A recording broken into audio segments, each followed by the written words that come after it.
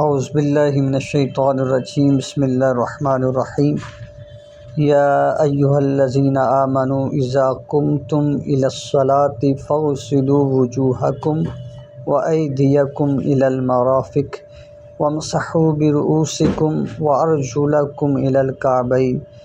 اے ایمان والوں، جب تم نماز کی طرف کھڑے ہونے لگو تو اپنے چہروں کو اور اپنے ہاتھ کونیوں تک دھو لو اور سروں کا مسح کرو اور ٹخنوں تک پاؤں دھو لو۔